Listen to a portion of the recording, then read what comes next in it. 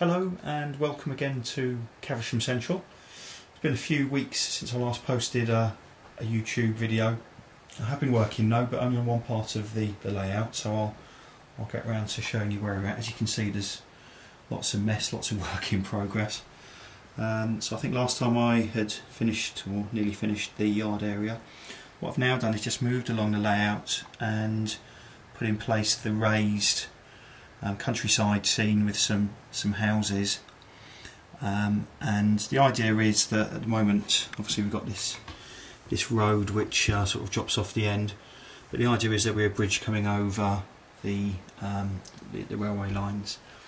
But this is all raised up, and I've spent, I guess probably 3 or 4 weeks working on it, and I'm actually really happy with how this all looks.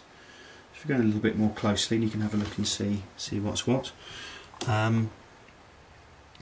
First up is one of the, I think it's called Green Cottage. It's an old Scaledale house which I've had for ages. So that's been planted in and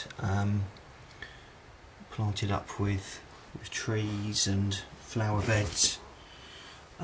We've got a vegetable garden here and the obligatory shed. I also went a bit bonkers and bought some of the knock figures, which aren't cheap, but I think are probably about as good as you can get on the market at the moment. Not sure how easily you can see this, but I've used a static glass applicator which I bought from eBay. I think I got it for about 60 quid, and I'm very happy with the results, which is good. So that's the first house, and then moving along to the second house. Let's see, zoom out a little bit. There we go. Again, it's another of the Scaledale range. It's an old, I think it's Raven Cottage, this one, but it's an old one. It's been around for a while. What's taken the time on this really is things like the flower beds. If I zoom in there, you can hopefully see. There we go. So I went and bought some of the rose packs, which again I think they're made by Knock, and some of the cone flowers. And they've taken quite a long time to put in situ, but I think it's worth it. I think the garden actually looks really good. There's also some of the laser cut paper plants in as well, and yeah, nice flower beds. Looking good. The hedgerow as well. I bought the hedgerow from, in fact a lot of the scenery from these guys, the Grass Masters. They were at a railway show in Basingstoke a while ago. There you go, green-scene.co.uk. Website's not particularly great, but their products really are, and I'd recommend them. So if you are looking for scenery, have a look at their site or have a chat with them. As an example, here's their hedgerow, which I just think looks really good, particularly if you compare it across the way to the Knock hedgerow, which you know, is alright, I guess. I just think this looks a lot more natural, and I've done it on the other side of the road as well. You can hopefully see I've added some bits and pieces to it, some extra foliage, and the idea is to look like there's ivy growing and that kind of thing. But the hedgerows, and actually all of their scenic stuff is actually really good. And then moving along to the final house, again it's a Scaledale range. Oh, and the let me zoom in here. You go. You can hopefully see. There we go. The patio is Will's Scenic Sheets, which I've airbrushed and put in place. I used I think Brick Bond on this one. This one I think was York Stone, I think, which I again airbrushed and then painted just so some of the flagstones are slightly different colour, which looks a bit more realistic.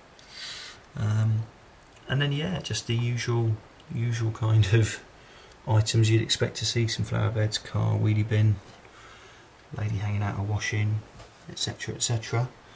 And then finally, on the end, this becomes a bit more overgrown. Hopefully you can see the static grass There we go, which looks good. And I also bought some clumps and lumps of extra foliage which I've sort of dotted around, which I just think look really good. Again, I got them from eBay, and for the life of me I can't remember the name of the seller, but I'll post it on the comments afterwards, because again he's provided these grass clumps. He also makes flowers. In fact, let me show you some of the stuff that he made. There we go, there's some flowers. Some of them are a bit gaudy, but you know, they're so much cheaper than you'd buy from Knock or what have you, and grass clumps and so on. They're just really good products, and the service is really good. The items came very quickly. I think they were very reasonably priced, so I'd recommend it. But as I say, I'll pop his details up afterwards. So look, that's where I've been, guys.